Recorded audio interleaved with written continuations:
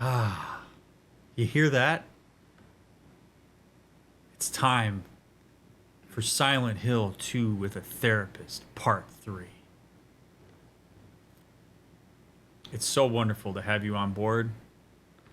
I'm grateful that you made it this far into the playthrough, that you have enjoyed what I've had to say, at least I assume, over parts 1 and 2. Me and James are so glad to have you present for this playthrough. I want to give another shout out to Konami. Thank you very much for making this happen by sending me a code for the game. It means a lot to me that you did that. Shout out to all of you who are watching, whether you're watching this VOD here on YouTube or if you've been live with me on Twitch before. So glad to have you as part of the community. Please do leave a thumbs up, leave a comment, engage with the video. Y'all are great. I'm glad you're here. And of course my wife is going to call me the second I start this. It's like clockwork. It's like she listens to the door and waits until I start the playthrough and then she calls me.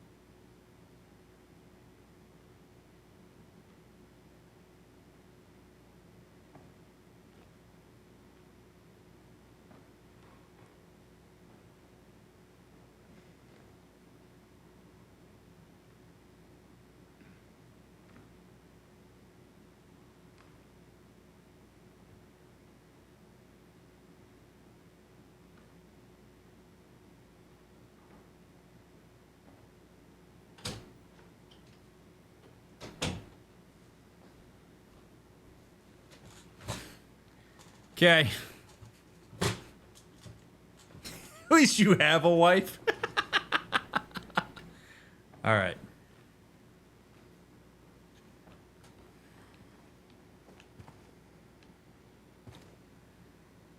Here we go. Check Discord, please.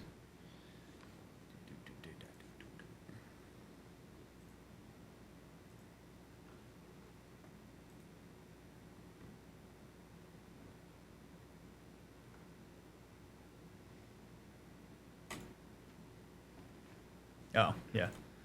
I'm not worried about it. All right. Here we go. 3 bright coins on 5 holes B. First sits the maiden underneath the tree. I don't have the maiden. The wind from behind, the maiden doth blow. A beautiful flower alone has to grow. And here comes a man so sleek and so fine in the pale moonlight. His eyes doth shine.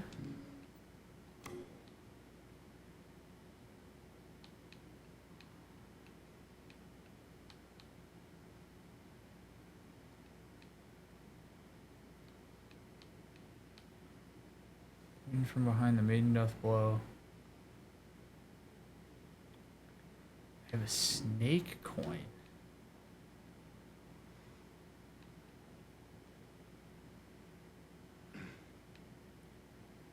Here comes a man so sleek and fine, the pale moonlight, his eyes still shine.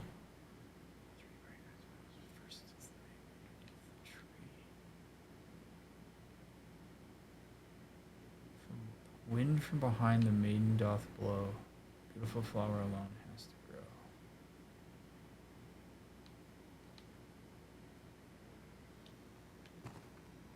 grow. Huh. Okay, so I don't have all three. And I know that there's a coin in that laundry chute. So we're going to go back out to the trash can and we're going to see what's up. Because...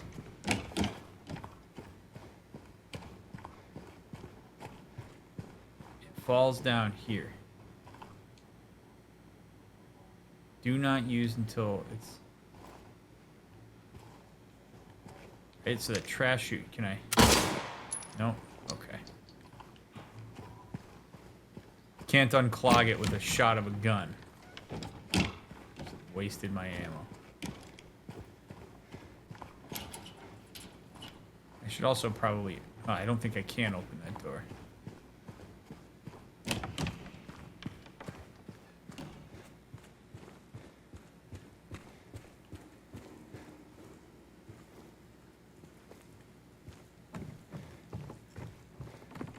Imagine if all plumbers operated that way. Yeah, just shoot the dumpster. Or shoot the trash in the dumpster.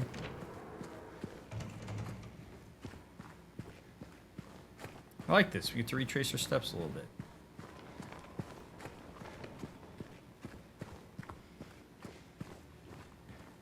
bit. Alright, James.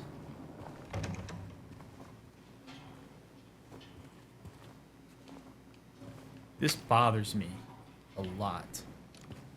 That...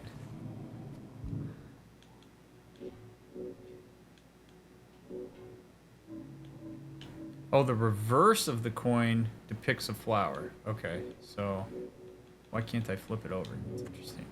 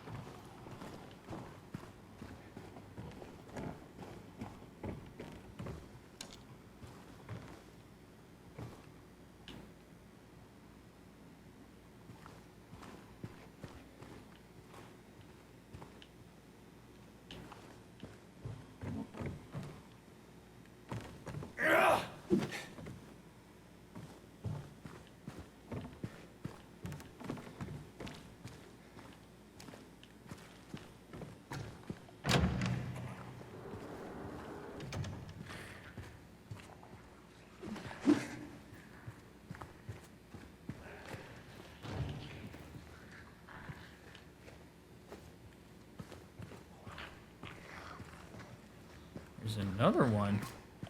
What are you doing here? I thought I killed you all.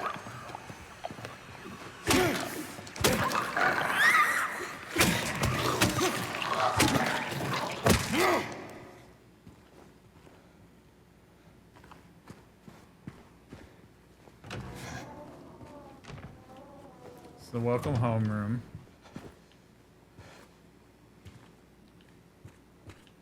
I already have a somewhat strong mental map of this apartment complex. I'm not sure how I feel about that yet.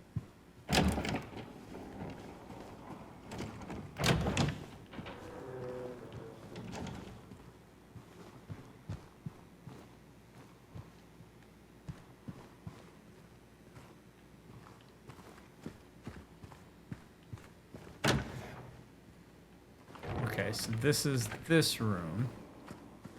And that closed behind me, so I wonder if I go back in there. Oh, I can't.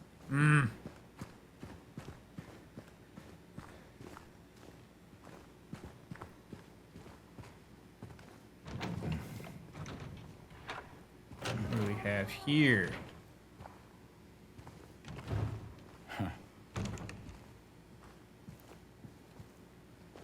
Oh, nice. Jeez, wish I would have done that before.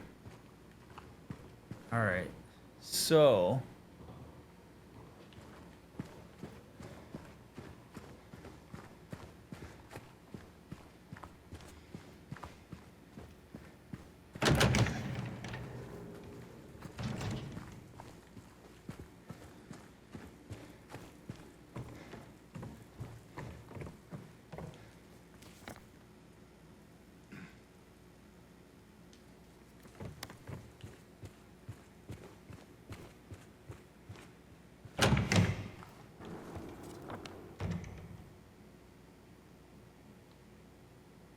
Right? It's gotta be, something's gotta be with that garbage can. Right, so there's a flower on the other side of the snake. So a wind from behind the maiden doth blow, a beautiful flower alone has to grow.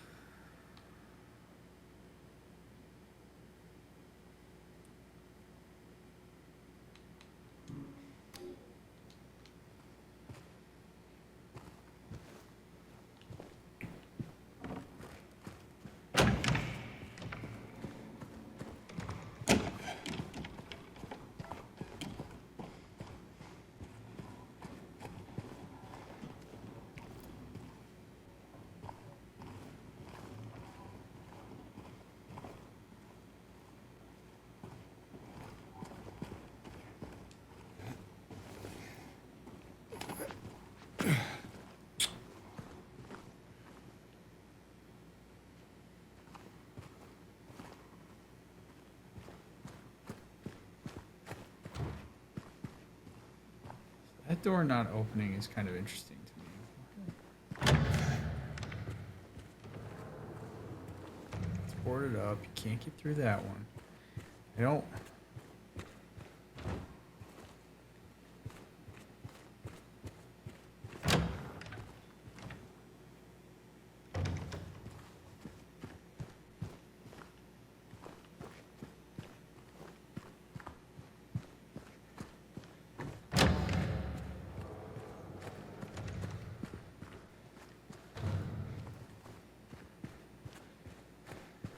Go out.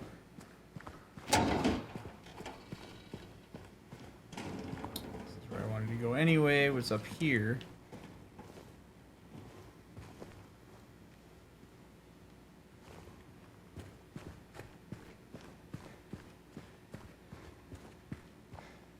I wanted to go in this room again.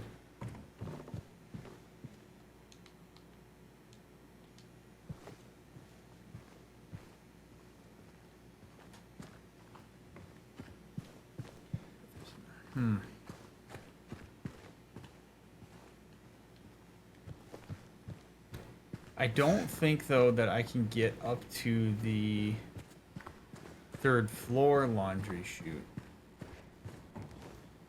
The only way that I've been able to get up to the third floor was via that, like, super creepy staircase.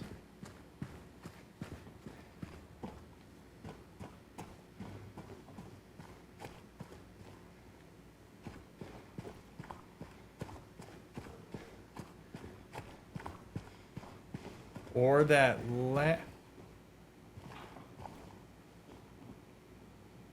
I don't think I can climb that ladder.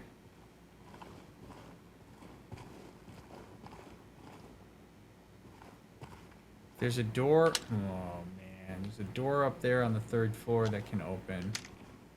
That window is open. Laundry chute is right there.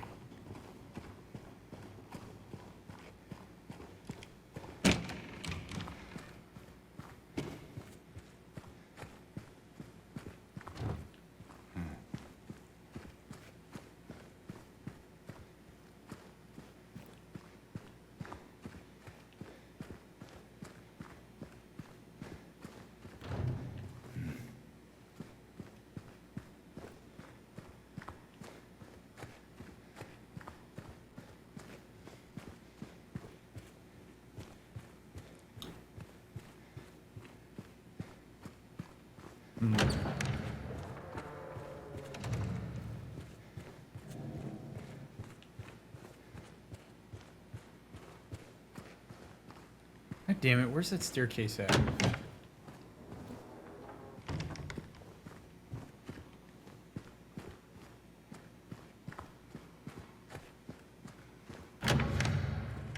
Because that's where the little girl was. There's...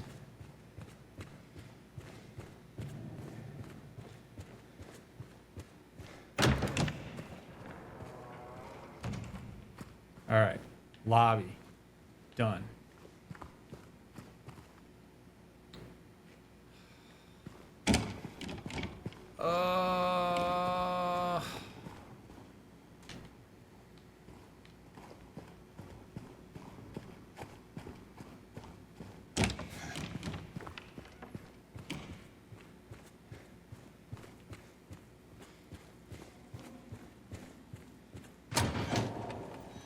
Okay, creepy staircase is over here.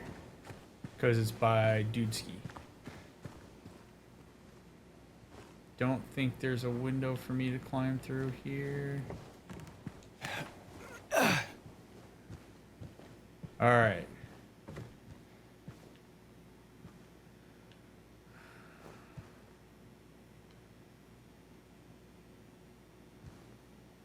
Interesting. A lot of football stuff in here.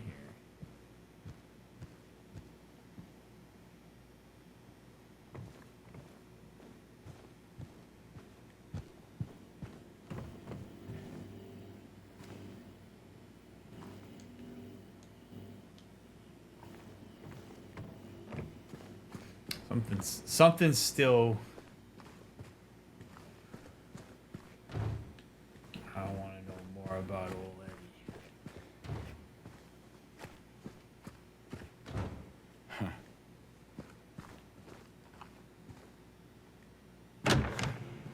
All right, this is the staircase. So when I go up to the 3rd floor,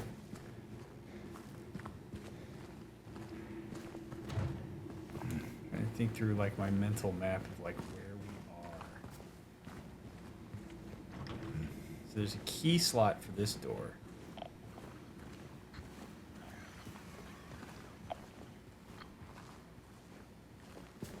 Oh, there we go.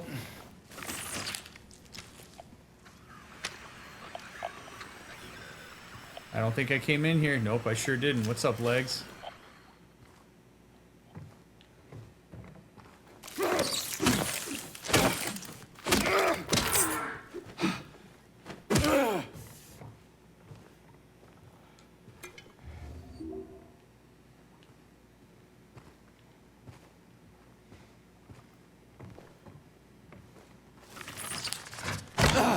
Damn it. Heard you. Heard you.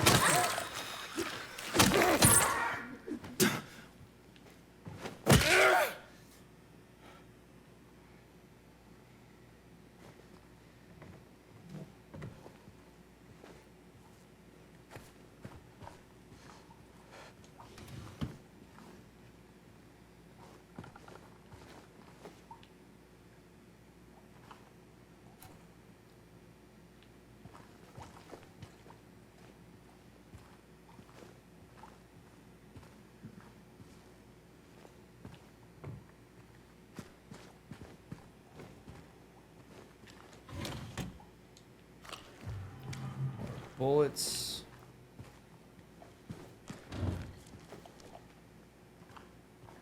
Saw you over there, legs. No, no, no, no. You ain't doing that.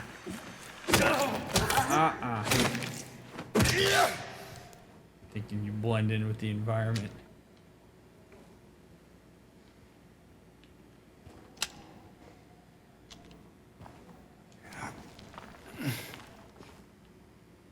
I know there's somebody in here. You went to the right. There you are. Oh shit! What am I doing? Oh, I hit bumpers because I panicked.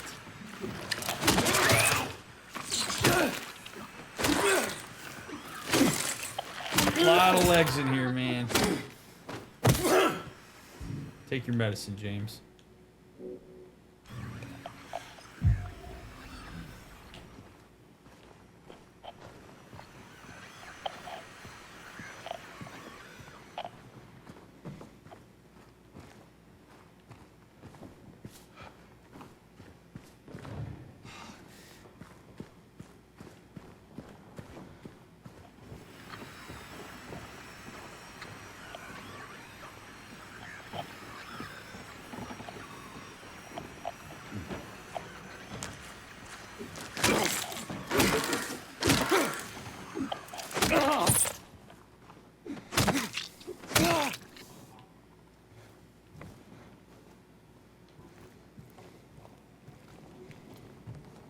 Right? Yeah, we should totally go crawl under that. Don't worry, James, we will.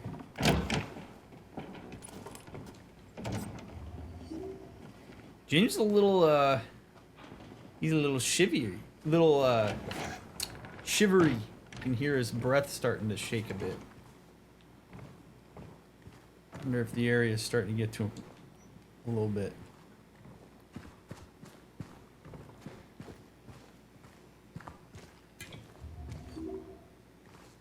Lot of medicinal supply. Ooh, what do we have here? I was wrong. No, I wasn't, but I wasn't entirely right. I need to peel off more. Something more blood close. I was looking outside, but it is in me. There's someone inside me.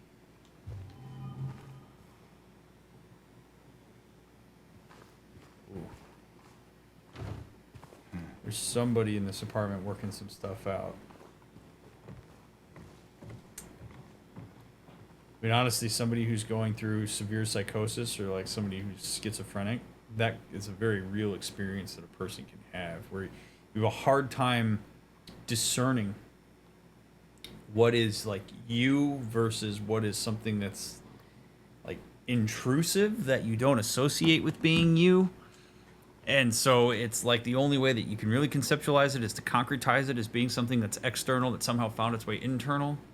So it's like this separate entity inside your own consciousness. It's very complicated, very terrifying. To not know how to trust your own mind. Really, really, really brutal stuff. Not saying that's the case of whoever wrote that, but here we go, 3rd floor laundry room.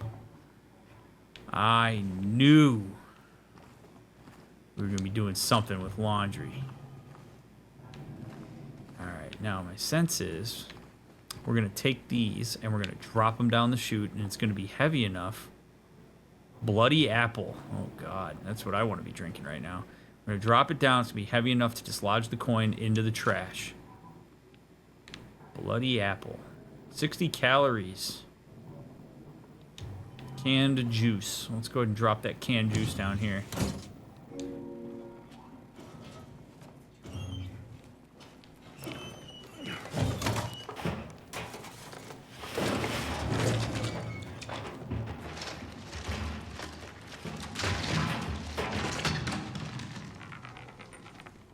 That's all it took, huh?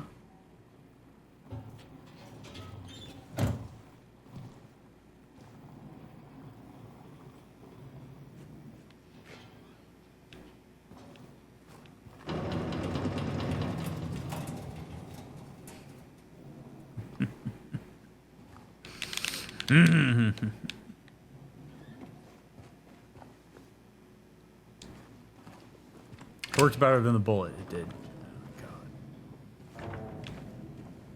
Oh, and now we're back. Oh, perfect. Okay, cool. But I do want to retrace my steps really quickly because we didn't go down that one hallway.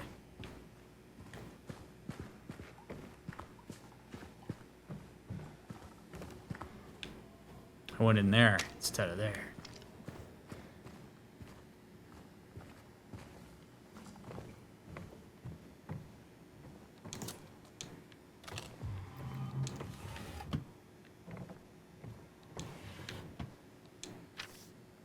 I know there is something here. I know I can feel it. It all looks normal, but it's not. It's underneath, pulsing, trying to get out.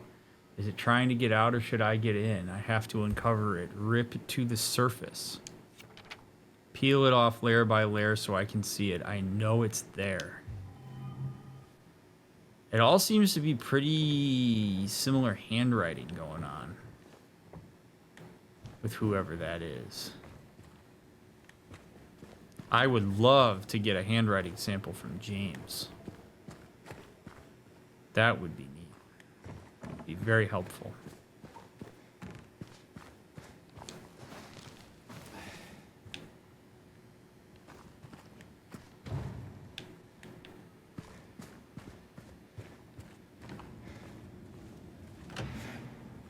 Yeah, all right.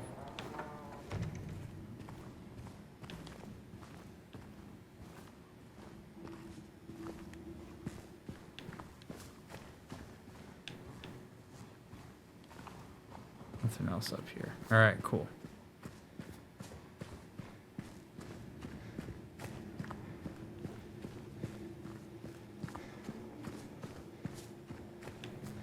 I mean, why not?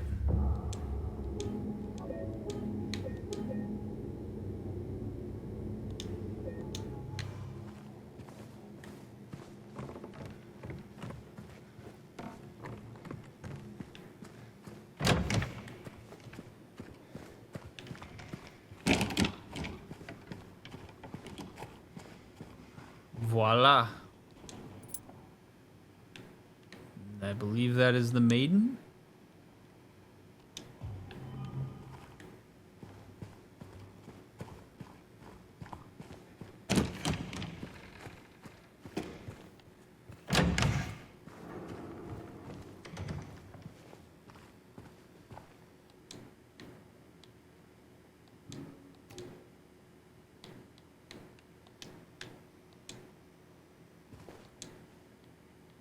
Okay.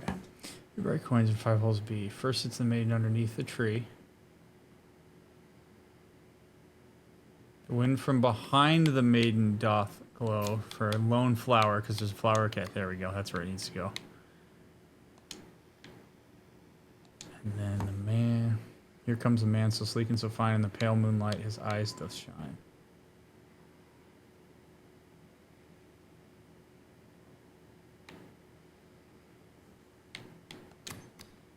There we go.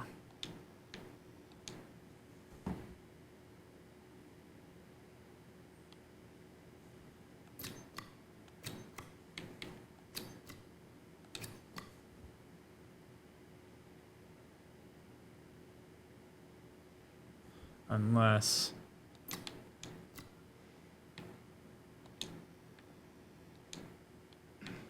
I'm behind means actually behind, even though she's facing to the left. I don't think so, though. A flower, so... First it's the maiden underneath the tree. Wind from behind the maiden doth blow, a beautiful flower alone has to grow.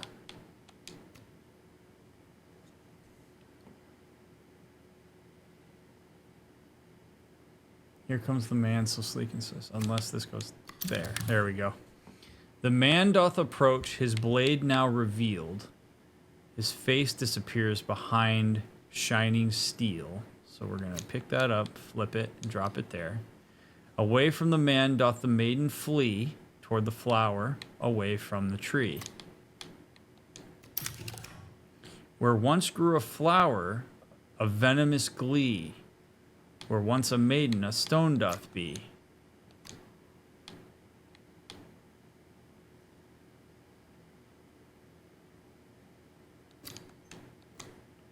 And over her grave the man doth remain, his blade never met the vile serpent's vein.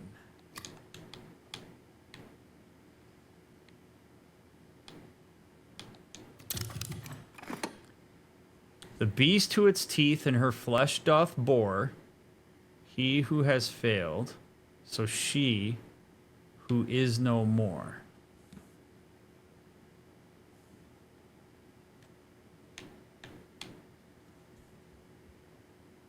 Beast to its teeth and her flesh doth bore, he who has failed, she who is no more. Now unto you falls a grievous shore, who carries the blame for what fate had in store.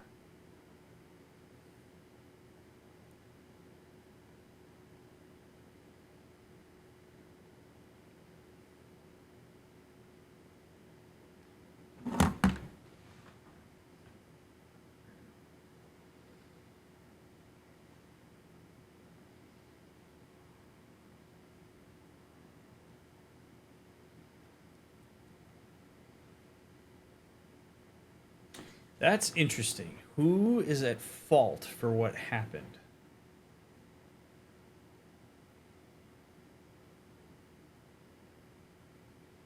Maiden was under the tree. There was a flower just chilling, and then there was a guy under the moon.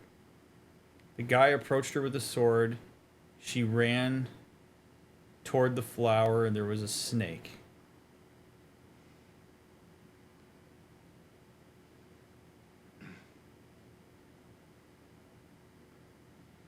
Was the guy trying to kill the snake?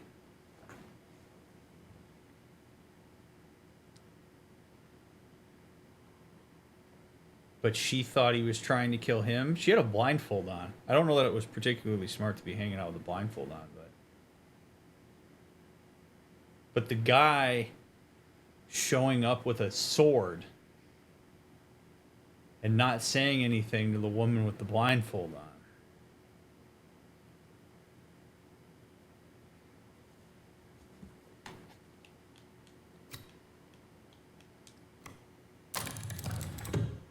Yep. Apartment 201 key.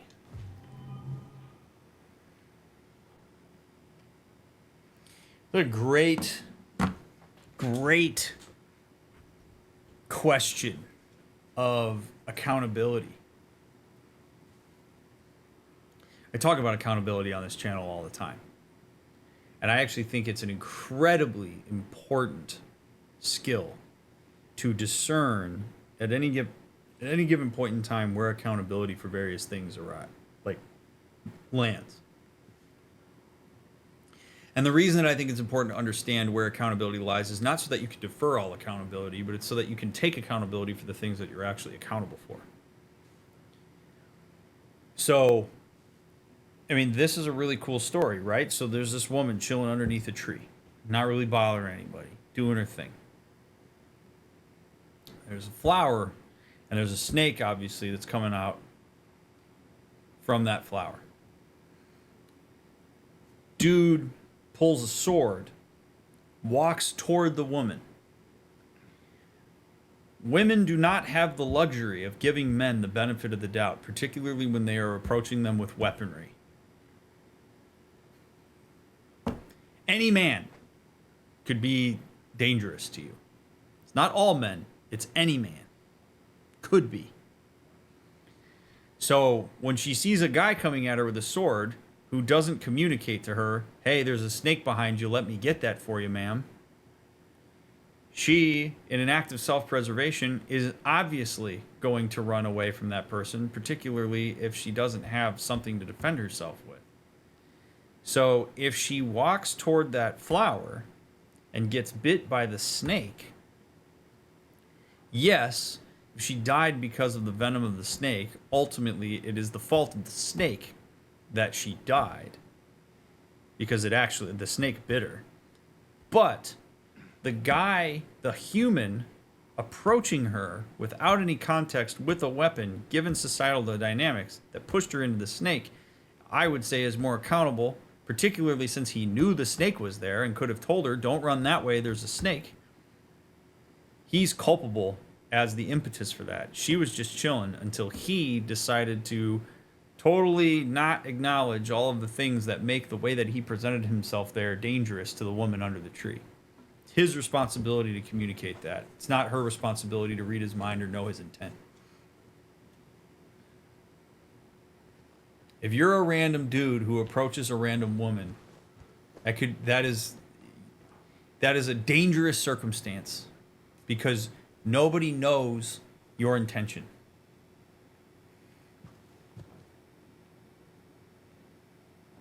Yeah, like in the beginning when James walks up to that girl and he touches her. Don't do that. Don't do that. Even if you know you're safe. She doesn't know that. It's not her responsibility to assume you're safe. Because there's a lot of people out there who prey on you making the assumption that they're safe. I mean, I realize there's a wormhole here that would essentially lead to agoraphobia if you indulge all the anxieties, but it's important to understand the relativity of the societal space that you live in and where certain power resides.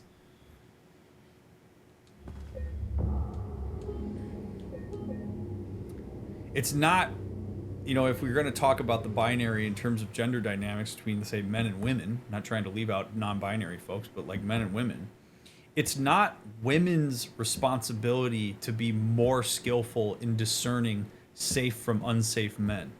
It's men's responsibility to understand that they are not entitled to being seen as safe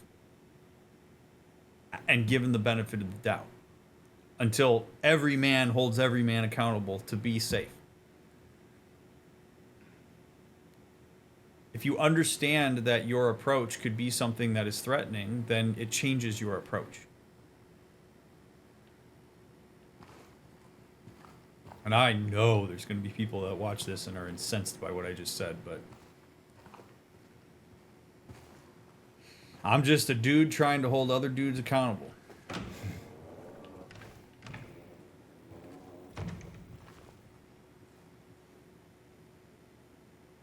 All right, apartment 201.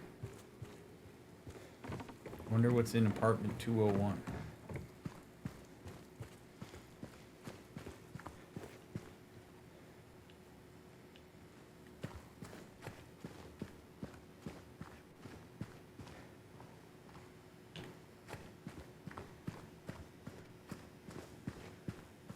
Can't imagine it's going to be good.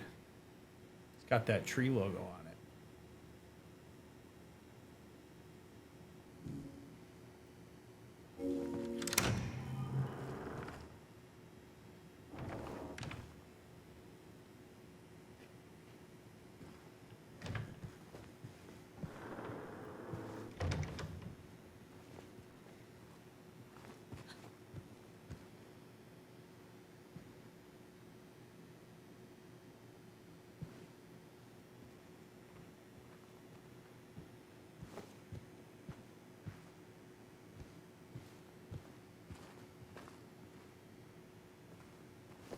This is one of the more well put together apartments we've come across.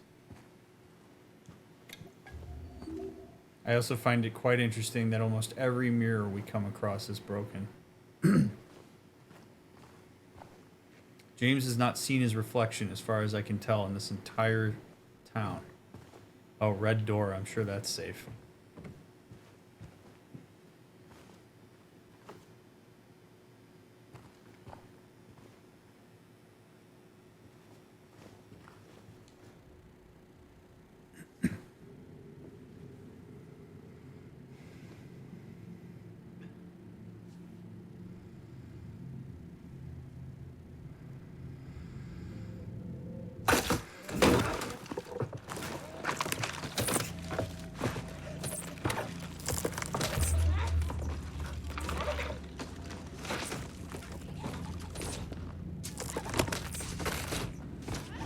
Whoa. Trigger warning. Big time trigger warning.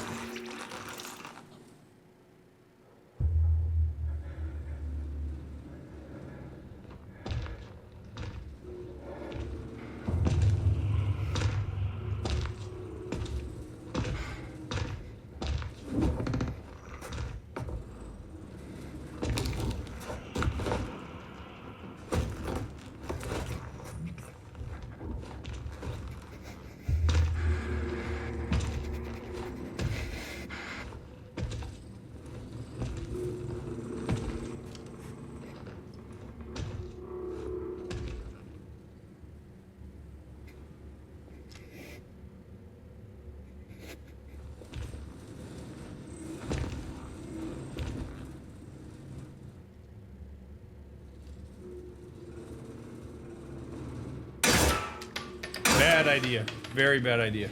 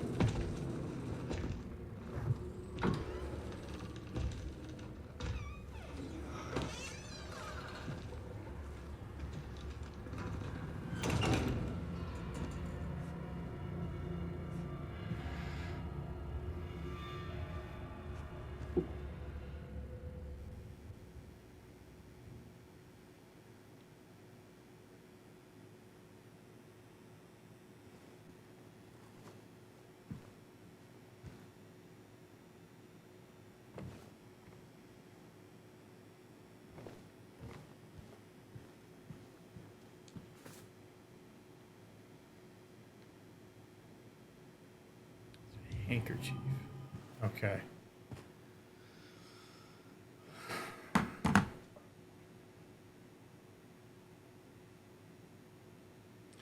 All right. Well, my brain's going about 1,000 miles an hour, and I'm going to have to figure out how to get it to a spot where I can actually articulate myself around the millions of things that are swimming around.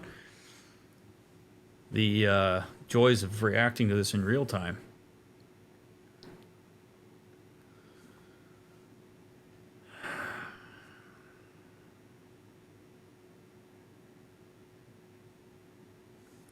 All right, we're going to start with the pyramid thing.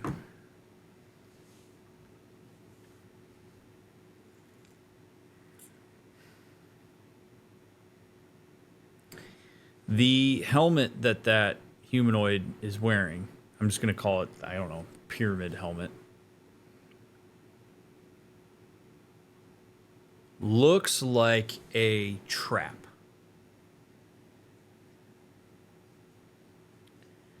And if we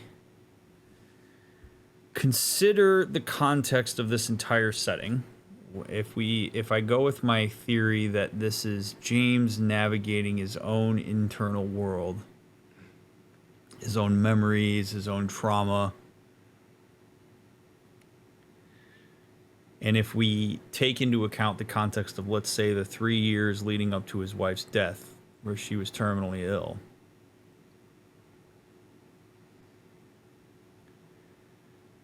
my sense would be that perhaps that helmet is a representation of being psychologically trapped, and that any kind of outside influence on it is not going to have an effect because it's relatively impenetrable. Hence why shooting bullets at it didn't crack it.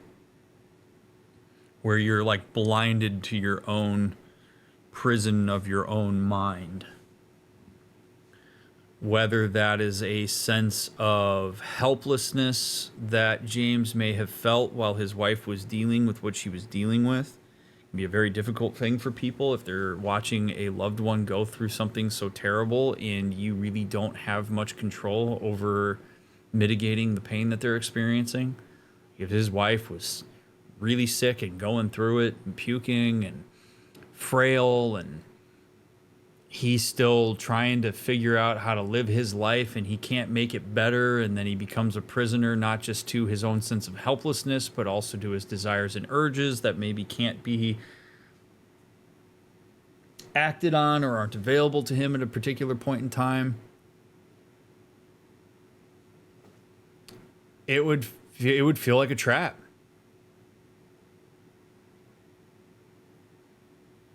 You get lost in your own thoughts. You lay in bed at night, you stare at the ceiling, and you ruminate on all sorts of things like what could have been.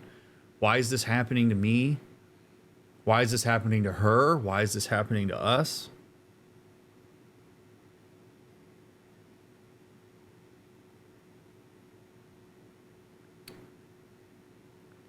Now, the implication, I guess, to what we just saw the pyramid thing do is it at best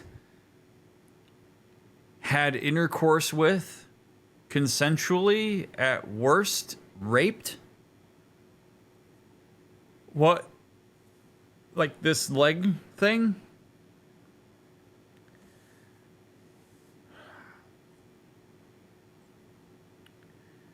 And I don't so much see that as being a, like, actually happened there in the moment, so much maybe as either a representation of something or maybe a representation of a memory that James might have.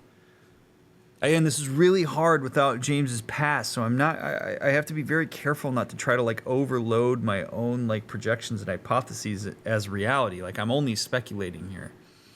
But if I continue down the path that we went down in part 2, that James is a person that has sexual desire and needs in his relationship,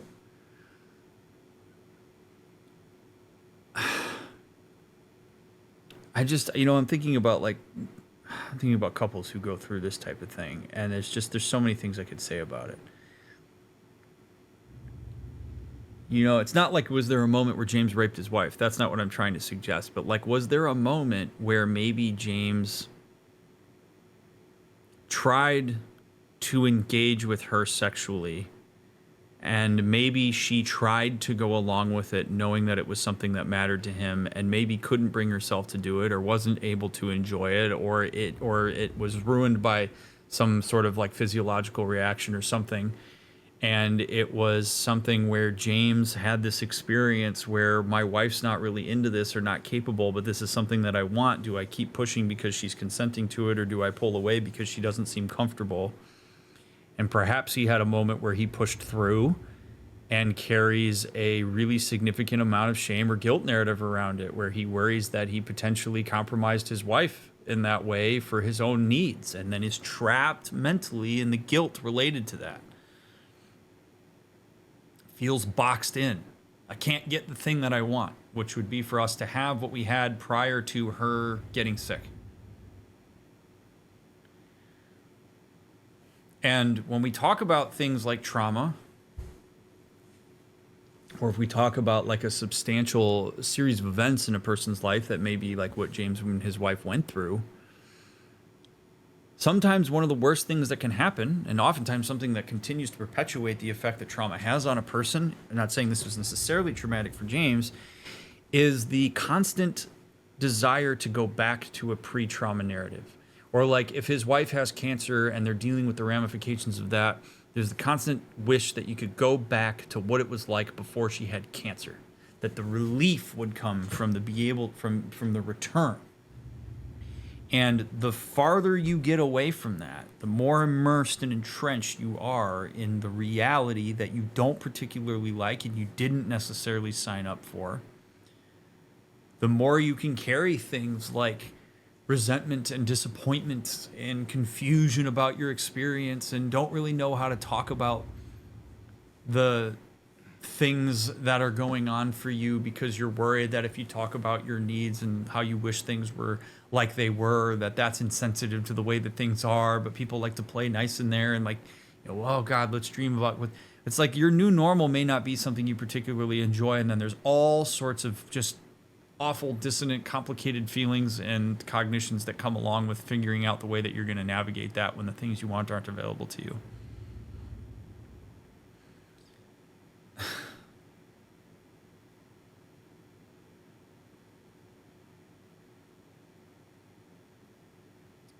And so James, and part of the reason why I am inclined to believe that pyramid helmet thing is a manifestation of James's own sense of psychological imprisonment is because James didn't really freak out when he saw it.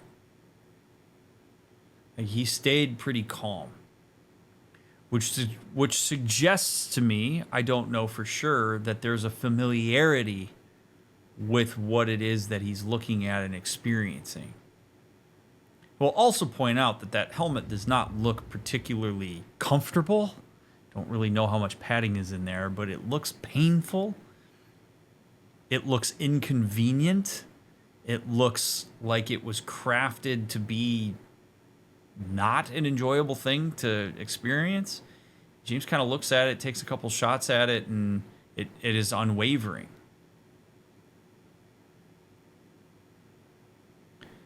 And I have to believe there's some sort of very strong empathy that James has for whatever the experience of that thing is, or whatever it is that he saw. I cannot imagine that's the last time we're going to see that thing. I guess an implication of that, too, is that it's not something that's particularly killable. It's more something that has to be managed, which...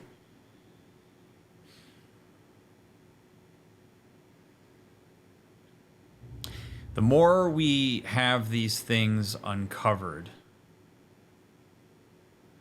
the more I am beginning to believe that James is wrestling not just with his frustrations and the demons associated with having to have dealt with something with his wife that he never asked for or signed up for.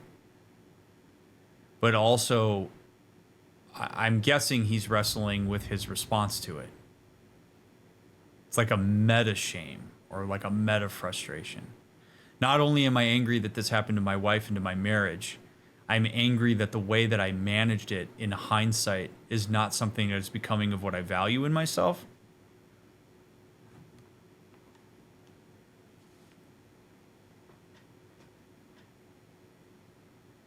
Kind of like this whole thing turned me into a monster. Something that I never imagined I would be, which, by the way, happens a lot to people. Put them under significant and severe duress, people will act in ways they never imagined they thought possible. And sometimes that happens by force. And terminal illness with a person you love the most absolutely could facilitate that. I also, again, this is just my train of thought. I know I'm very messy with this. I hope the things I'm saying are making some sense. This is just the way that my brain processes these things. I very much believe in being messy before you're refined.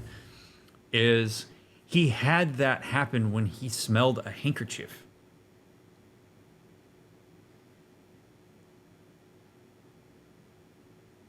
A handkerchief that had a flower on it that sort of reminds me of what the flowers. I'd actually be interesting to go back. Go back and see what the dress on the mannequin looks like, because it's like, could that be her handkerchief? Could him taking a smell of that have brought up this memory, and then we just witnessed something that he experienced? Like, a lot of it makes sense. Like, he has a sensory trigger in the form of smelling a handkerchief that maybe smells like his wife, or maybe it smells like something he cleaned up with the handkerchief that he would associate with sex. And it reminds him back to this moment that is incredibly guilt-ridden for him, where either he felt like, or I guess at worst did, rape his wife, or at the very least engage with her sexually in a way that it didn't feel like was fully consented to, and now he's having to wrestle with that very specific demon that feels particularly impenetrable because it was an act that happened under the boxed-in psychology of the moment and of the meta that he was experiencing at that time in his relationship. It's like taking a 30,000-foot level view of what it is that you were dealing with and trying to figure out how to reprocess that. That's the best I got right now. I hope we get more. But that had some really, really high significance, I have no doubt. So it is very heavy stuff, man. It's very heavy stuff, but it's stuff that you have to talk about. You can't just, stay away from it. You can't just be like, ew, rape. Like, it's... These are real things that people go through, man. These are real things that people go through that are insanely hard for them to talk about. This is stuff that sometimes takes years in therapy to get people to talk about because they're afraid of what their therapist is going to think. Which is, again, is why I feel so strongly about the fact that that helmet represents some level of imprisonment. It looks like it's in pain.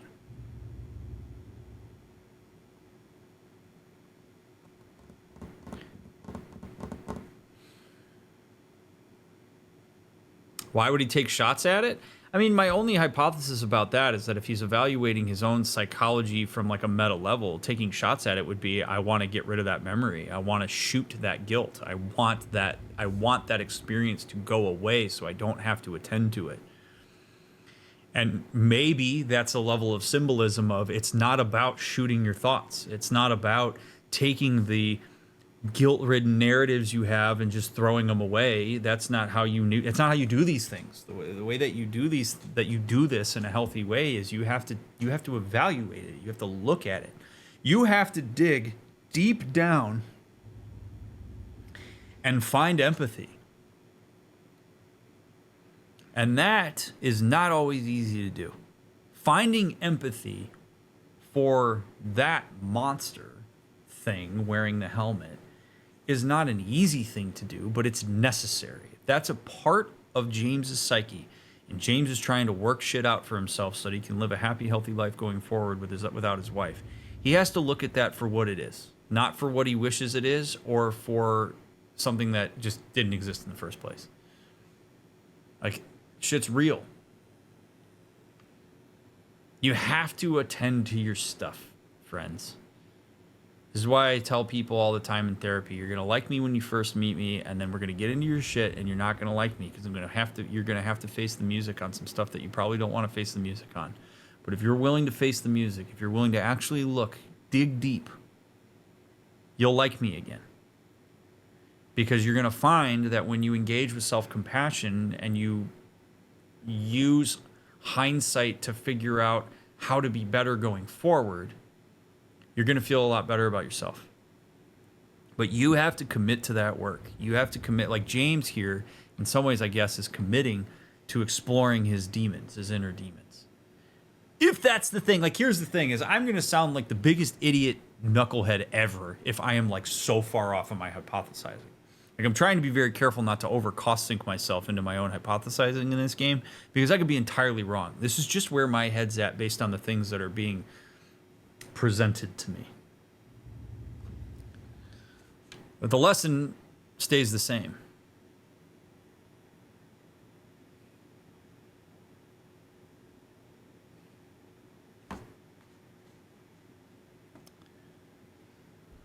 Is there a point where the brain no longer processes a trauma for what it is because it doesn't see it as being traumatic, like experiencing something far worse than what you did before, so the event from before seems normal by comparison? Sure. Yeah. That can happen. I mean, there is relativity as it relates to our experiences and trauma and stuff, but it's very important not to compare trauma. It's very important not to diminish the significance of some trauma you experienced just because you had something else worse happen to you later. Like, they're both worth understanding and exploring for yourself. But what keeps standing out in my mind, what I cannot get myself away from right now, is the idea that we are seeing some of the judgment that James has for the way that he acted during the time that he's processing. That this is not just about his frustration and his sadness about his wife's death. This is about him having to reconcile the way he acted while she was still alive. That her death... Okay, so this is another point that I'll make, and then I'll walk through the red door. So when we talk about cutoffs in relationships... Cutoffs are something that oftentimes people will use because they think that it's something that's going to help them manage the anxiety of a relationship, and sometimes it is. But oftentimes, cutoffs, when not done properly, what they do is they hold anxiety in place. And one of the things when I used to teach my models class at the master's level, when I was a professor at Northwestern, is I would talk about how death is the ultimate cutoff. When people die, you no longer have access to reconciliation with them. As soon as a person dies, the only thing that you can do is make your peace with that person with the internalized representation of that person you have, which is never going to feel as entirely complete as with the actual person. So when his wife died, James is now thrust into having to manage himself and his thoughts and his behaviors in hindsight. And he's going to look back on it and say, like, what's my evaluation of the way that I acted relative to my wife while she was dying? Did I focus on her needs? Was I overly selfish and thinking about my own needs? Did I diminish her needs in lieu of my own? And in hindsight, I look back on that, and that's very unbecoming of the type of person I want to be. Like, he's going to have to manage all of this on his own. And if this internal representation in some ways is that, where he's having to figure out, like, God damn it, I got to resolve some of this stuff for myself and what this means for my relationship to my wife, because she's not here. She's not here to say to me, you know what, James? It's okay. It's okay that you couldn't fix it. It's okay that you still had sexual desire that we couldn't attend to. It's okay. I'm sorry that I couldn't meet your needs while I was dealing with cancer. I realized that it meant that I got prioritized in our relationship, and you did your best. He doesn't get to have that conversation with her. As far as I know, he never got to have that. So now he has to figure out how to resolve some of these things in his own mind, give himself permission to engage with himself with compassion, give himself context for why he did the things that he did, and find a way to engage with the internal representation of his wife that he has to see if she gets on board with that, but ultimately have to live with the fact that he will never get the reassurance from her that he probably desperately wants for how he acted in the 3 years leading up to her death. Which is why, my friends, if you are going through something like this, if you have a loved one who's dying, or you are preparing for the death of a parent or a loved one or whatever, talk about it. Communicate, engage, process things as they're happening with the people that it's happening with. I cannot, as a therapist, you will save yourself years of psychological work if you open yourself up to the idea that that is something that can be on the table. I just cannot emphasize that enough. If this game is a representation of anything, if you don't want to go through what James is going through right now, talk, communicate, be vulnerable, engage, find compassion in the here and now.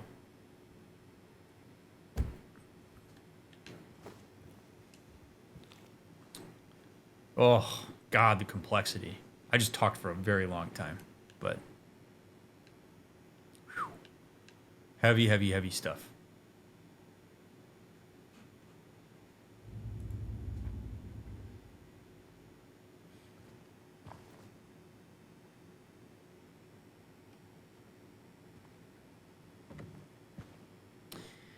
I wonder if part of the reason why... So here's what stands out to me about this apartment. When we walked into apartment 201, there was a lot more detail in apartment 201 than any of the other apartments that we've walked into.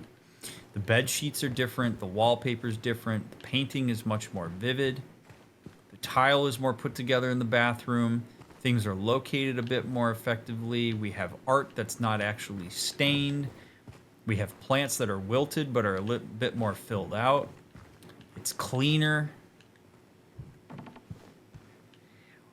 The TV is different. I am wondering if perhaps James and his wife bought a place in Silent Hill, or perhaps even lived there temporarily as a way. Maybe they lived there as their permanent residence, or they had it as a second residence, but there's a lot more detail in this apartment, and I wonder if apartment 201 is the one they lived in. Which is why I wonder if when he smelled that handkerchief, he had that flashback and saw the pyramid helmet thing. Yeah, the whole town was their special place. Yeah, I there's something about this apartment that suggests to me that this was theirs, because there's a hell of a lot more detail in it, which would make sense, right? Like we were talking about this in part 2. Your memories of a lot of things are incomplete. They're especially incomplete if it's a place that didn't hold much significance to you. If it's a place that you treaded frequently, he wouldn't have treaded the other apartments. He'd have to fill in the gaps on the other apartments as best he could, with some assumption of what the space looked like based on his own inductive reasoning of his own personal space. But his own actual space that he treaded through over and over and over again, that gets him burned into your mind. You would remember that. You'd remember the details of the floor. You would remember where certain paint chips were. You would remember where light switches were, how the door was configured, what kind of plant you had on the table, what books were on the shelf, what color your tile was, the layout. You would remember where the phone was. You would have all these various details here that would be much more specific to your space and nuanced than the other spaces that you walk through that would have reused assets. So, again, more fuel, I suppose, on the idea that we are navigating his memories and his internal experience as he processes what happened with his wife over the last 3 years.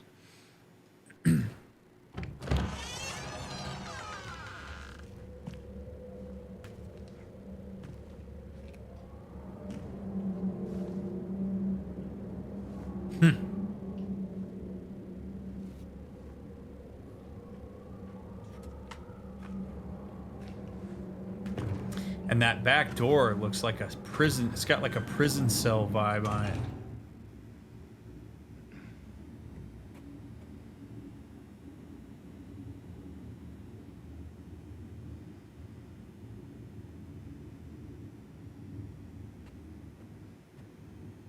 Wait a second.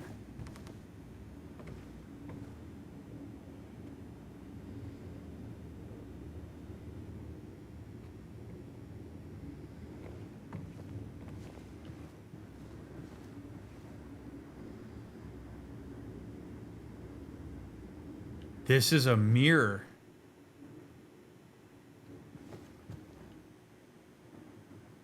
This is a mirror of the space we were just in.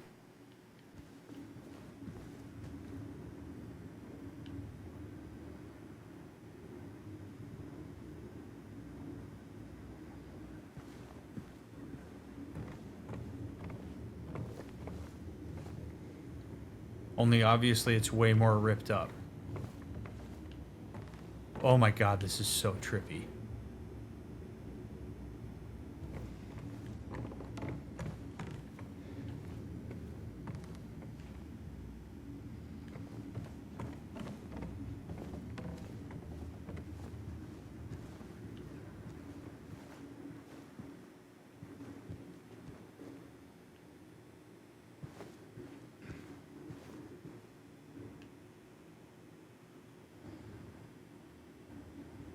Clocks covered. Giant slash across the closet.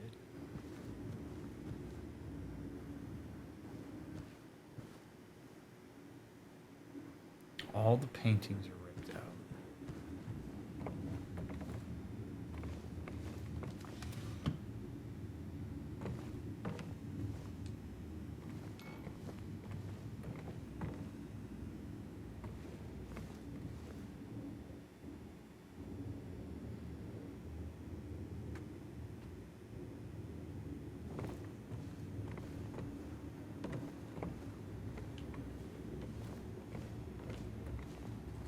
Mirror is still broken.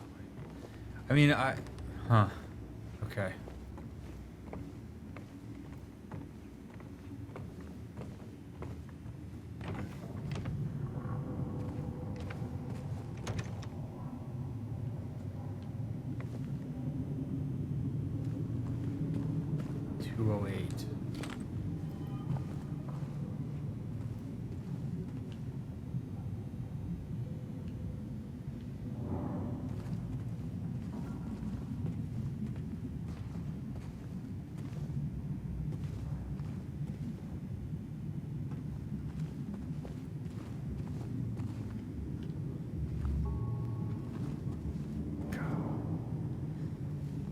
Dude, my brain is going 1,000 miles an hour on this. I can totally understand why people have been talking about me analyzing this game for years. Blue Creek Apartment 2F. Okay, so we just went into the apartment complex that's next door.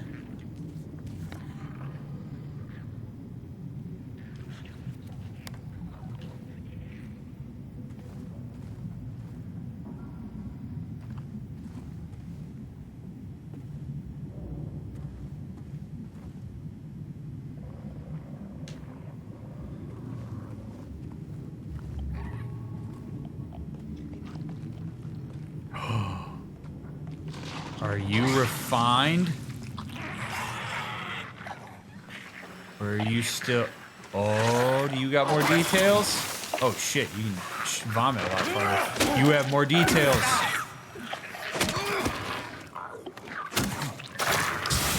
Oh shit.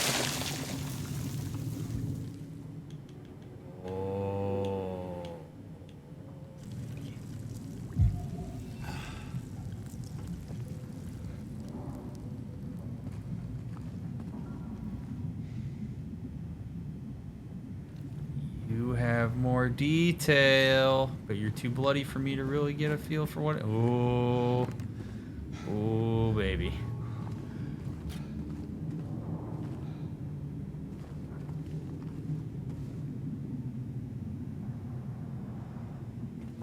Utility.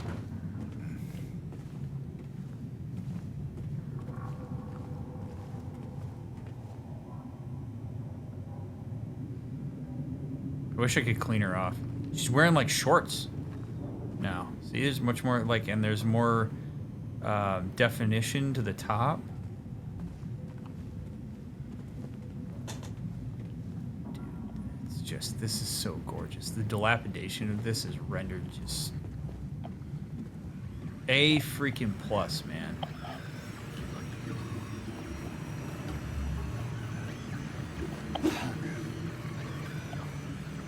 Press right trigger to break a wall. Okay.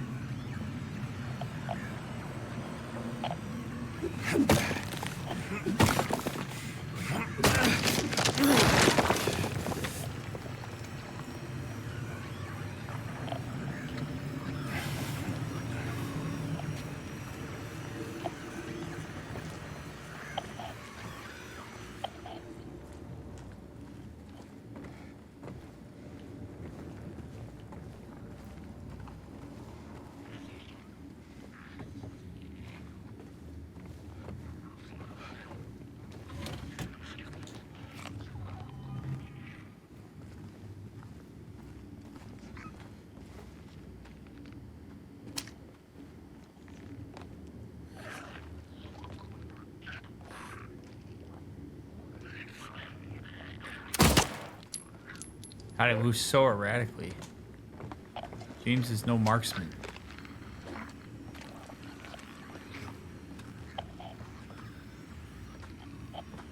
See, like the shorts, more of like a black, like sort of like bondage attire.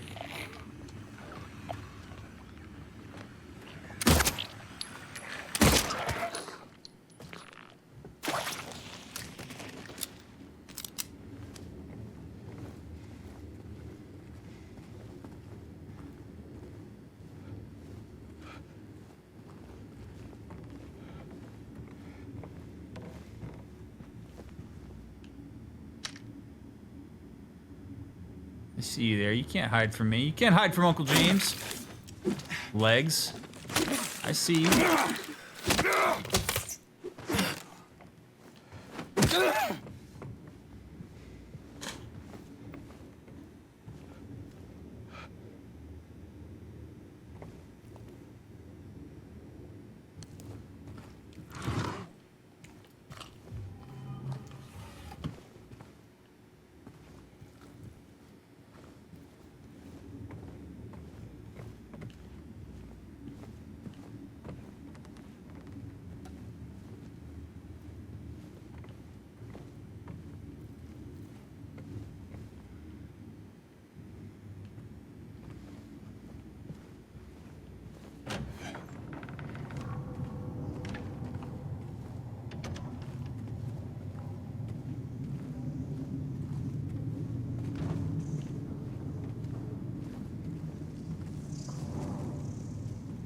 What do we have here?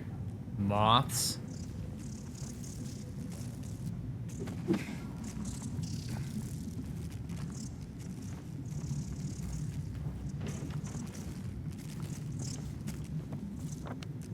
M on the door.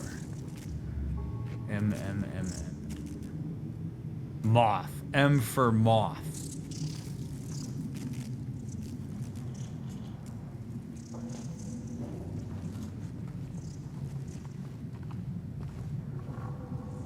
Boy, these apartments are in terrible shape.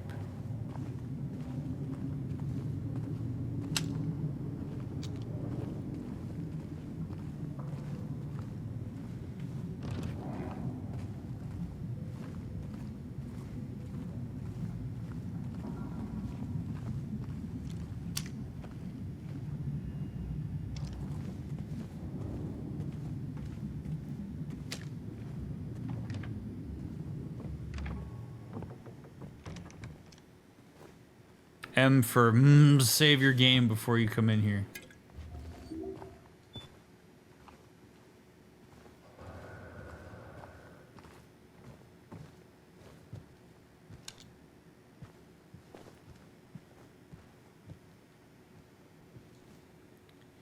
Henry fears Scott. He'll run from him and hide. He's fled to the west, to the other side. But here comes Mildred with unknown intent. Scott lies face down, blind to her descent.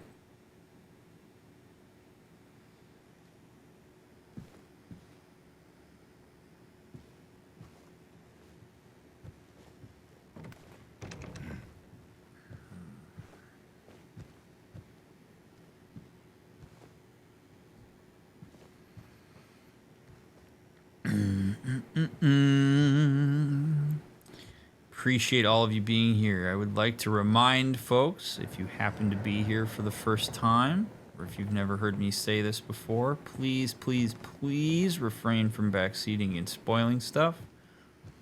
This includes to reacting to things before they happen. Scott.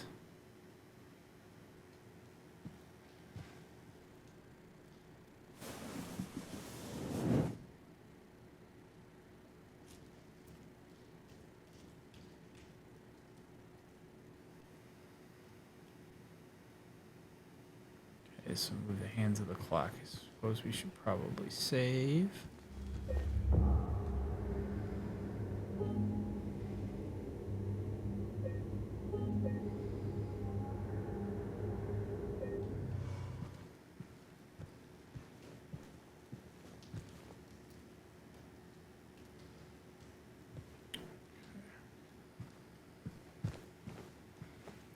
Henry fears Scott. Run from him and hide. He fled to the west to the other side. Here comes Mildred with unknown intent. Scott lies face down, blind to her descent. So Scott looks like 9.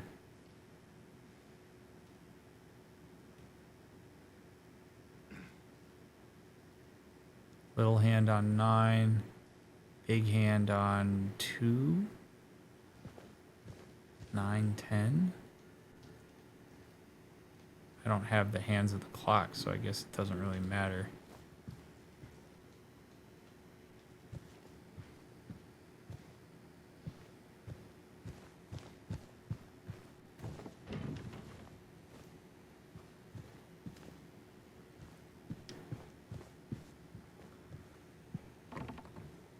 It's interesting. So all the clocks are now covered. Even though all the clocks were the same time.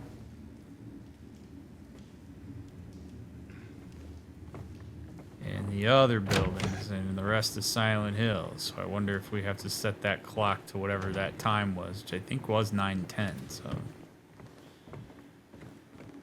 it's like 9:10. Whoa! Oh, I don't. Do I not have my? Okay. No. No. No. No.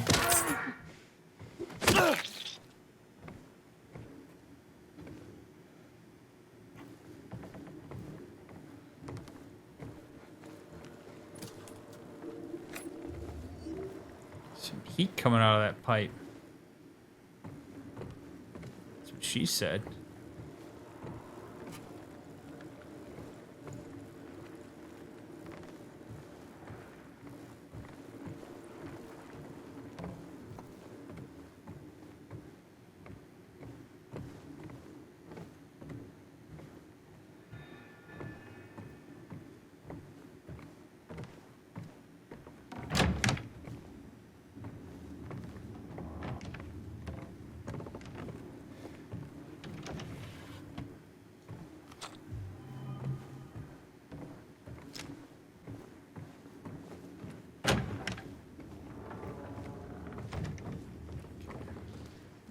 H.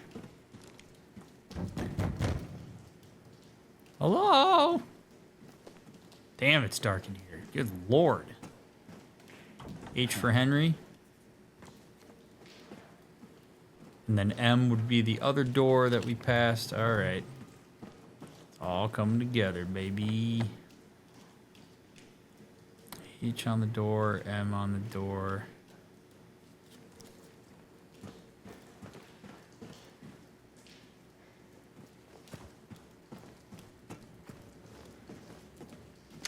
A lot of cages.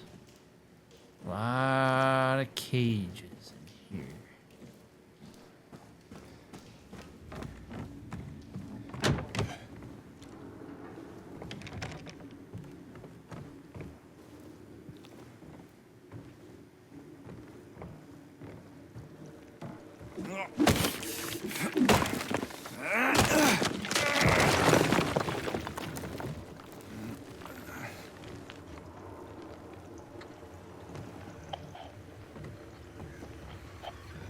Baby cradle. Hey, that's enough of that.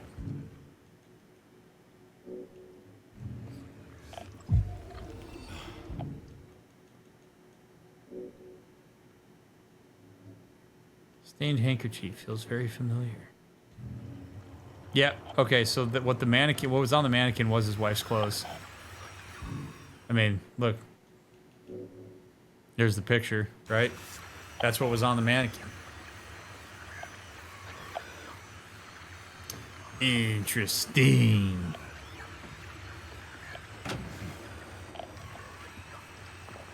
Yep.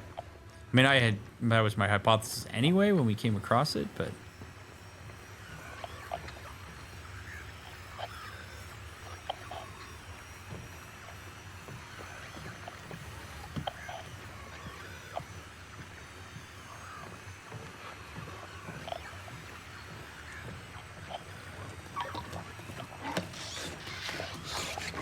Hey. No, no, no. Woof.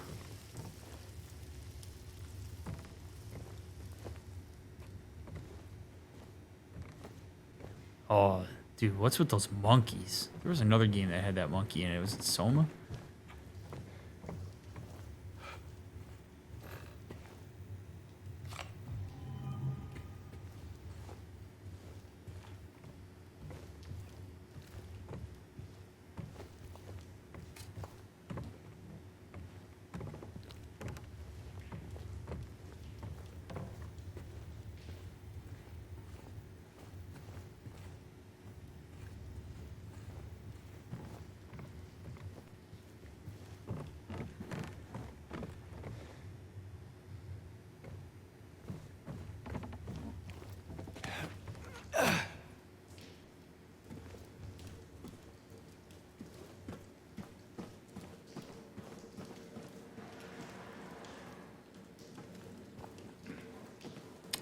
Yeah, I would be terrified to be walking all this stuff, man.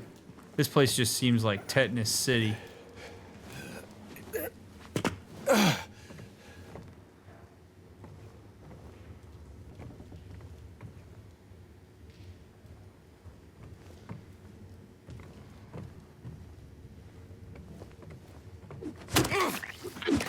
Wait, this is the...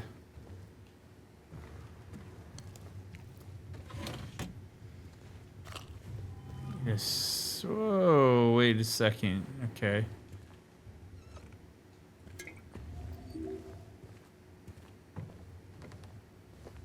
What's already killing these?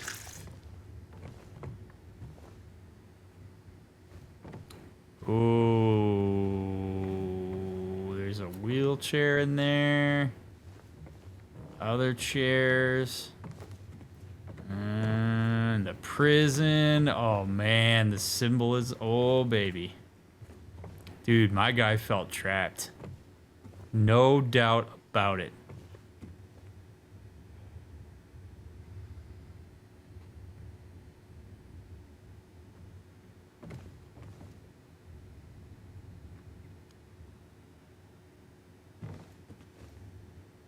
Your wife is sick.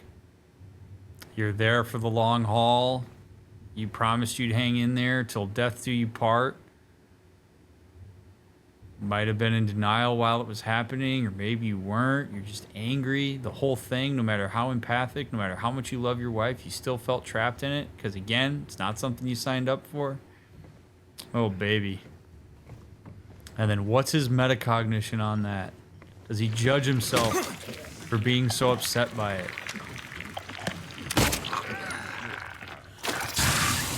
I think he does.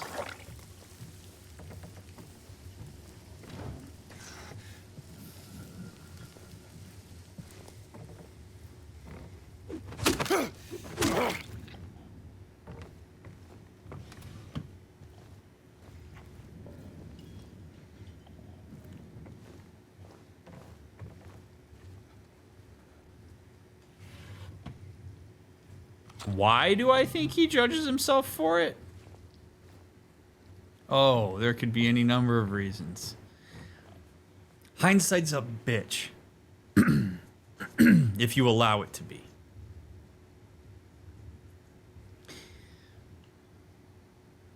I know I said this earlier, but I'll repeat it. When people are under duress, when people are going through things that they never wanted to go through in the first place, and have zero template, nobody writes a book that tells you how to navigate. Hi, James. Here's how to navigate your wife Mary's cancer. Here's how to navigate terminal illness in your specific relationship. Sure, people write about that stuff, but nobody writes a book that tells you exactly how to attend to it when it happens to you with your specific context. There is zero amount of preparation that you could have for this type of thing.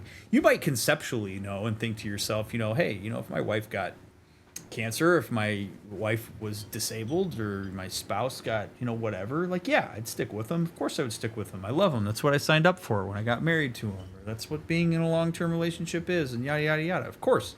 We all like to believe these things. And many people do. But it ain't all hunky-dory. You feel good. You're so glad and connected to your spouse while you're dealing with their terminal illness. It just doesn't work that way. There is no such thing as pure altruism. All of us, every single one of us, is looking for some degree of gratification in our own lives, whatever that may mean.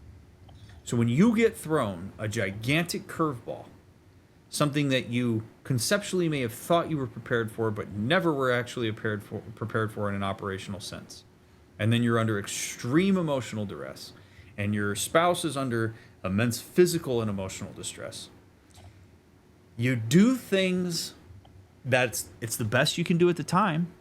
I'm not judging him for anything that he did. You do the best that you can do at the time. But when it's all said and done and it's over, and you look back, your wife's dead, you're no longer navigating it. You look back and maybe now you miss your wife and you realize, the way I treated her while she was still alive, I would give anything to have her back in the sick state that she was in, just so that I could talk to her again. Because dead wife is worse than sick wife. Some people may say, you know what, I wouldn't want my sick wife back, but I sure as shit would love to have my wife back that was healthy. Boy, I really wish I would have acted different. Really wish I would have done some things differently with the time that I had. Because now that I don't have it, I can actually appreciate it. And then what people do is they get really hard on themselves despite having done the best that they could do. Well, shit, man, if I wouldn't done this, or I would have done this, or I could have done that, would my wife have had the will to hang on a little bit longer had I been nicer to her, had she felt my support, had I not been so selfish, had I blah, blah, blah, blah, blah. People wormhole themselves sometimes to death on these type of things. So the reason that he would judge himself for his reaction is that perhaps in hindsight, when he looks at it and says, I didn't really have the experience I would have liked to have had, and with now having a clearer, sounder mind and the benefit of hindsight, I would have changed what I did, he may choose to cast judgment on himself.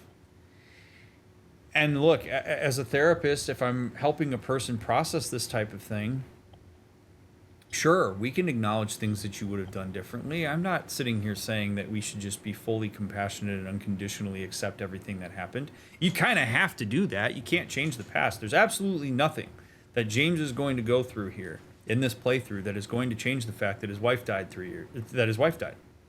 There's nothing that's going to change the way that he acted while she was dying. There's nothing that's going to change the way that he acted while she was not dying. I mean, I guess we're all technically dying. There's nothing that he can do to change the past. There's nothing any of us can do to change the past. People sit and ruminate on the past thinking that that is going to somehow change it way more than they ever should. The reality is we have to take the past, we have to take the way that you're processing it in the present, and we have to morph that into figuring out how you're going to do better going forward. What are you going to learn from your past experience that is going to inform you the next time you're put in this type of position or one that is similar to it? James, what's going to happen if you start dating again and you're in a relationship with somebody else? Are there things that you want to set up in that relationship to mitigate some of the things that happened? Are there things you want to look out for, things that matter to you, things that you want to make sure that you bring to the table that maybe you didn't bring to the table when you were with Mary, that you want to make sure that you learn from that experience, that you act in a way that's more in accordance with what you think your values of yourself are if it happens again? We have to look back at the past with compassion so that we can accurately, at least the closest approximation to accurate we can get, use it for our own benefit. But if you constantly sit in the past thinking about what you could have done differently in the hopes that somehow if you lament on it long enough it could actually change what happened in the past, you're just bashing your head against the wall. And it's not useful. At some point you do have to move. You have to keep pushing forward. Time pushes forward. Time leaves everyone behind. And you've got to move with it. World spins madly on. James is now stuck in a nightmare of his own psychological representations because he's lamenting the past. Again, you can look back on it You can craft a guilt. You can craft a guilt narrative. You can attend to the shame. You can attend to the sadness, the disappointment, the confusion, all of that stuff. We can take time for that. Absolutely. But at some point, we have to commit to influencing the present, because that's the only thing you can do something about. And the only way that you can influence the future is through the decisions you make in the here and now. So the hope would be that as James is going through this, he's learning a bit about himself, that he can get to a point where he no longer judges himself for the way that he acted and asks himself, what are my values going forward? How can I ensure that I don't do that again? If it's not something that's becoming of my character. Painful, long-term work. Really hard to do, man. I really hope that as I talk about these things, it doesn't sound like I'm trivializing and making it sound like it's super easy to do. It's really, really, really hard shit to do. My job is literally to help people walk through some of that stuff.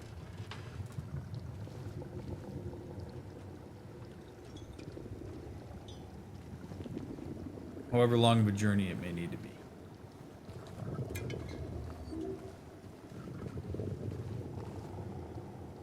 Dude, the ambient noise is so good.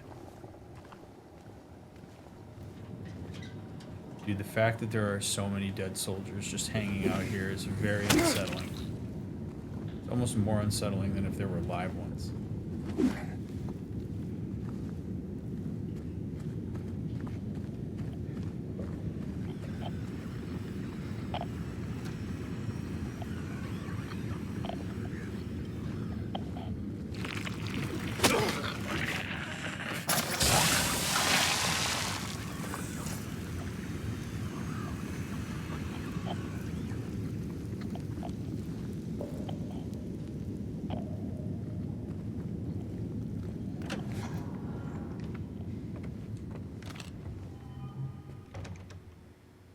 Yeah, man.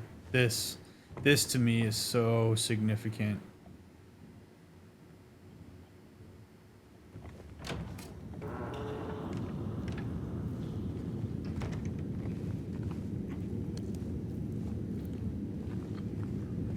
It's, you know, it just, God, there's so much to talk about. Like the metacognition on this stuff. It's a powerful question, right? Like, why would he judge himself for this?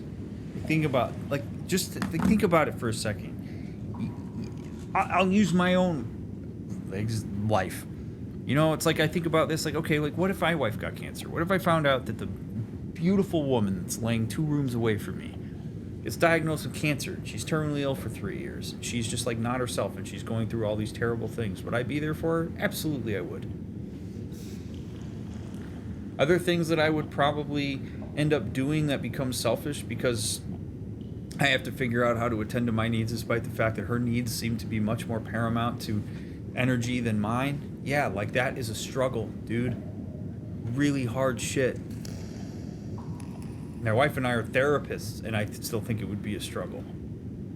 Because there are things that matter. I mean, God, I'd have to deal with being bummed out that my wife can't play hockey with me. I'd have to be bummed out that some nights we can't lay together in the same bed because she's so nauseous that she has to be closer to the bathroom, or that I have to you think about all these things that you have to go through when somebody is unfairly stricken with a terminal illness or a really significant disability or an injury or an accident or something you never asked for, and you somehow have to find a way to put up with it and be strong and carry on and try to be somebody that they can lean on and put your stuff. It's like nobody asked for this shit. You're in a prison and yeah, you could bail. Like James could have just said, you know what, fuck this, I'm out. He could have done that. I mean, I don't think that people would look at him favorably if he did that. He probably wouldn't look at himself favorably for that. But that is such a mishmash. Or if you're like, God, I would do anything to go out for beers and wings with my friends, but my wife's at home sick and I can't leave her, because if I leave her, there's a chance that it could either be a moment that something really bad happens, or I just won't bring myself to do that. And then you feel bad that you want to do that. You judge yourself for the fact that you would even want to take care of yourself while your loved one is struggling so bad. Why do I get to go have wings and beer while my wife is puking her guts out because she just went through chemo? And the reality is, because you get to want those things. It's okay. It's okay that you want beer and wings with your friends. It's okay that that seems like something that would give you respite from the prison that you're stuck in. It's not a prison that's punishment. It's not because you did anything wrong. Sometimes people make meaning out of it that way. Oh, I'm such a terrible person, and this is karma coming for me.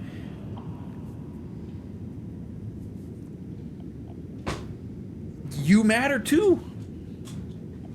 How do you figure out how to slot that into an impossible situation? It's an agonizing process that so many people have to deal with. Like, I feel terribly for James. I feel terribly for his wife. We don't have the benefit of meeting his wife here. I don't know what her experience was, but I feel terrible that this guy had to go through all of this.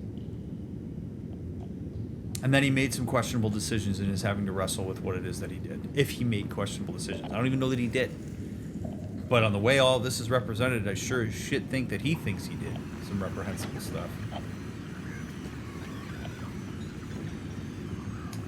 Really, really brutal. And the processing of this means that you have to be willing to get into the pain. If you're a person that's averse to that, you don't want to experience that, you want to stay away from the emotion, you are prolonging in a big way the very hard work that you have to do to make it through something like this. Agonizing, man.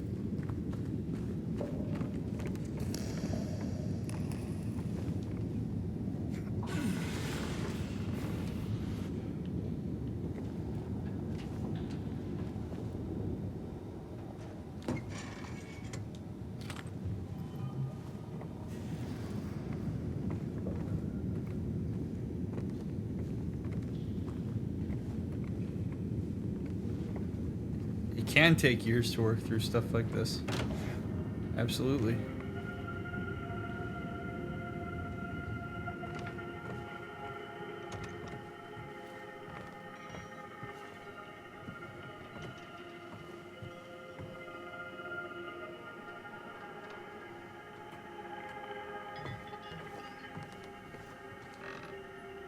Thank you for the kind words, Spider Guy. I appreciate it. Just write down radio.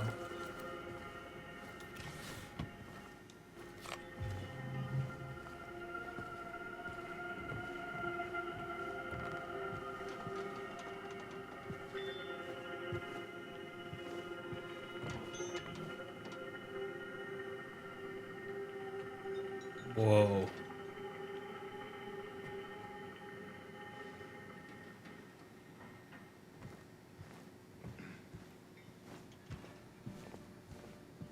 The way that that's chained up is wild.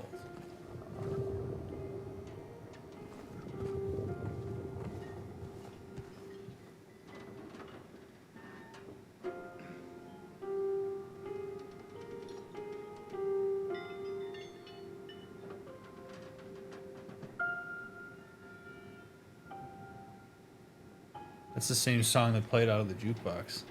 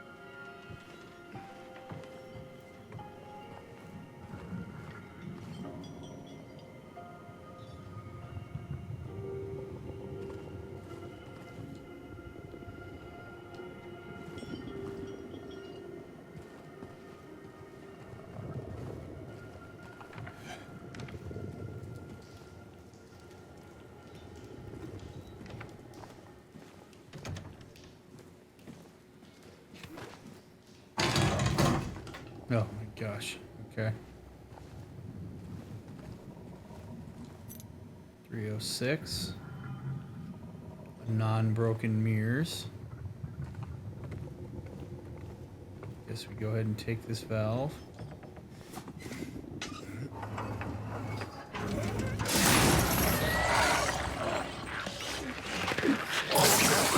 Damn it.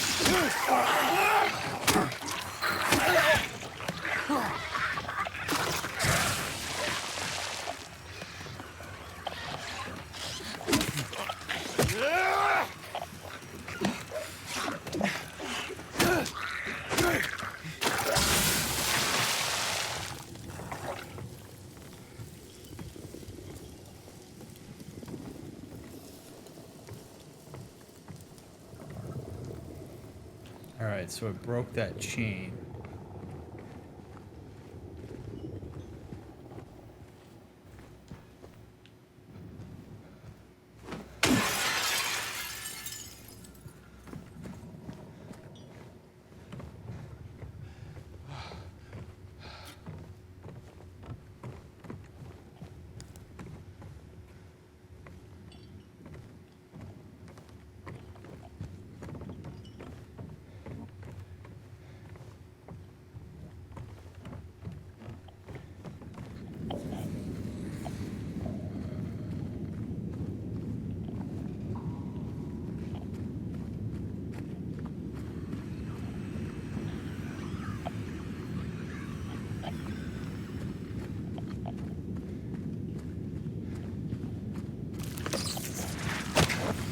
You.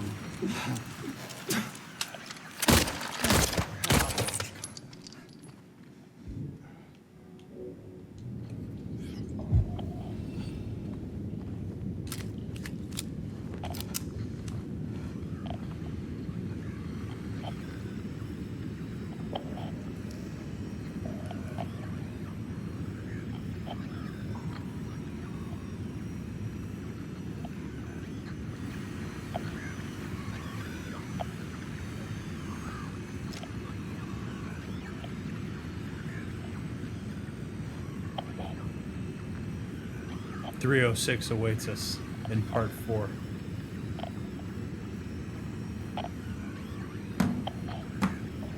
Thank you, friends, for taking the time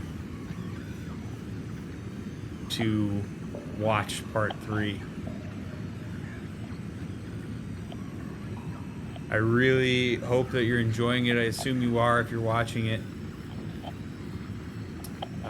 Very heavy episode. I hope my thoughts make sense.